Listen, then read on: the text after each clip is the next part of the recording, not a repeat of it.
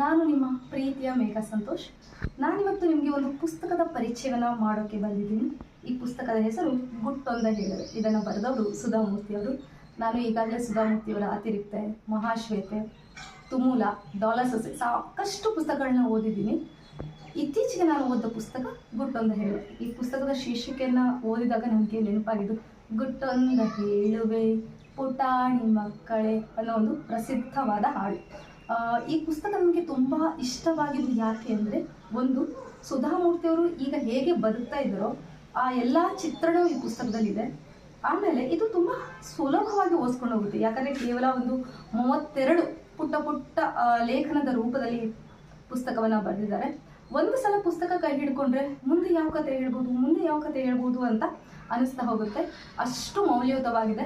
ನಾನು ನನ್ನ ಜೀವನದಲ್ಲಿ ಸಾಕಷ್ಟು ಆದರ್ಶ ವ್ಯಕ್ತಿಗಳನ್ನು, ರೋಲ್ ಮಾಡೆಲ್ಗಳನ್ನು ಬದುಕಿಗೆ ಇನ್ಸ್ಪೈರ್ ಆಗಿ ತೊಗೊಂಡಿದ್ದೀನಿ. ಅದರಲ್ಲಿ ಸ್ವಾಮಿ ವಿವೇಕಾನಂದ ಆಗಿರ್ಬೋದು, ಆಮೇಲೆ ರಾಮಕೃಷ್ಣ ಪರಮಹಂಸರಾಗಿರ್ಬೋದು, ಡಾಕ್ಟರ್ APJ ಅಬ್ದುಲ್ ಕಲಾಂ ಅವರು ಆಗಿರ್ಬೋದು. ಅದೇ ರೀತಿ ಸುಧಾಮೂರ್ತಿಯವರು ಕೂಡ ನನ್ನ ಬದುಕಿಗೆ ಇನ್ಸ್ಪಿರೇಷನ್ ಕೊಟ್ಟಿದ್ದಾರೆ.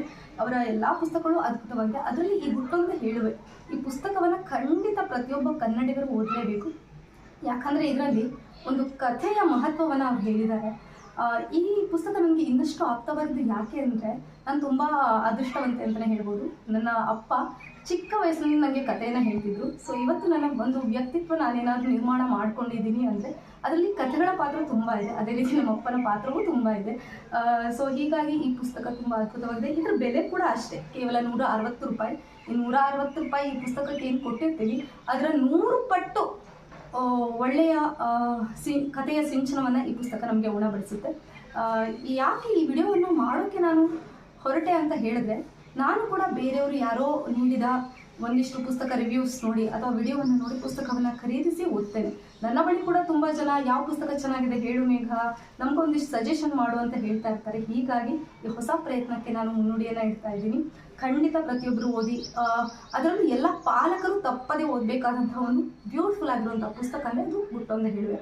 ನಾನು ಈ ಕತೆ ಹೇಳುವ ಹವ್ಯಾಸವನ್ನು ಕೂಡ ನಾನು ಕೂಡ ಬೆಳೆಸ್ಕೊಂಡಿದ್ದೀನಿ. ಯಾಕಂದರೆ ನನ್ನ ವಿದ್ಯಾರ್ಥಿಗಳಿಗೆ ನಾನು ಪ್ರತಿದಿನ ತರಗತಿಯಲ್ಲಿ ಕಥೆಗಳನ್ನು ಹೇಳ್ತಾ ಇರ್ತೀನಿ. ಆ ಕಥೆಗಳನ್ನು ಹೇಳಿದಾಗ ಅವರಲ್ಲಿ ಸಾಕಷ್ಟು ಬದಲಾವಣೆಗಳನ್ನು ಕೂಡ ಕಂಡಿದ್ದೀನಿ. ಸೊ ನಿಮಗೆ ಕಥೆಗಳನ್ನು ಹೇಳೋಕ್ಕಾಗಲ್ಲ ಅಂದರೆ ಈ ಪುಸ್ತಕದಲ್ಲಿರೋ ಒಂದೊಂದು ಘಟನೆಯನ್ನು ಓದ್ಬಿಟ್ಟು ಅದನ್ನು ಮಕ್ಕಳಿಗೆ ಹೇಳಿದರೂ ಸಾಕು, ಅವರಲ್ಲಿ ಎಷ್ಟೋ ಬದಲಾವಣೆಗಳನ್ನು ನಾವು ಕಾಣ್ಬೋದು. ಸೊ ಎಲ್ಲರೂ ಕೂಡ ಈ ಪುಸ್ತಕವನ್ನು ತೊಗೊಂಡು ಓದಿ. ಅಥವಾ ಈಗಾಗಲೇ ಯಾರಾದರೂ ಈ ಪುಸ್ತಕವನ್ನು ಓದಿದರೆ ಇದರಲ್ಲಿ ನಿಮಗೆ ಯಾವೆಲ್ಲ ಅಂಶಗಳು ಇಷ್ಟ ಆಯಿತು ಅನ್ನೋದನ್ನು ಕಮೆಂಟ್ ಮಾಡಿ. ಎಲ್ಲರಿಗೂ ಧನ್ಯವಾದಗಳು. ಮತ್ತೆ ಇನ್ನೊಂದು ಹೊಸ ಪುಸ್ತಕದ ಪರಿಚಯದೊಂದಿಗೆ ಬರ್ತೀನಿ. Thank you all.